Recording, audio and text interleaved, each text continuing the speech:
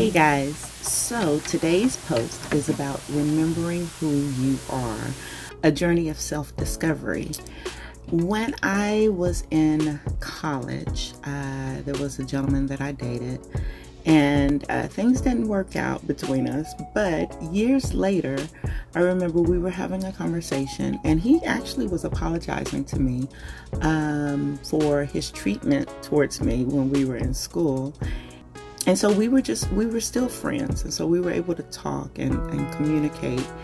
And during this talk, I was telling him about my frustration of the dating world and how guys just, I just finally got to a point where I was like, you know what, maybe my standards are just too high. Maybe I need to lower my standards. And he was like, don't you dare do that. He was like, no, don't ever lower your standards. Make them rise up to meet them. That was one of the most important lessons that I remember getting years ago. And I've stuck with that, and I've tried to be able to pass that on to my daughter now. But one of the things that stood out also in that conversation with him, he told me, he said, I think you have forgotten who you were. He said, I remember the Dorothy that first came to campus, and you had this brightness about you and this innocence, and you were just ready to take on the world and what have you.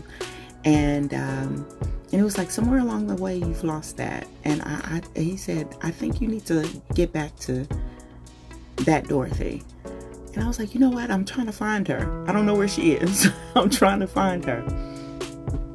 Years later, kind of similarly, in the sense that after my divorce, I was venting with my young man. I was talking to him, and he said, Dorothy, you forgot who you were. I mean, he kind of said it a different way, but it was like, you've forgotten who you are. You need to remember who you are. And that started a journey for me of trying to get back to trying to find who I was again, and trying to remember that girl that I used to be. Of course, I can't be the same girl that I was then, but I can get back to those same ideals and those same principles that I used to have, those standards that I used to have, that I did end up lowering along the way. But basically, the gist of this entire post today is about, we need to remember who you are. If you've ever gotten to a point where you felt lost and you don't really remember who you are, do whatever you need to do to get back to the person that you used to be. It's a journey. It's a process. Trust me, I know. And I'm on this process of self-discovery and renewal and getting back to me.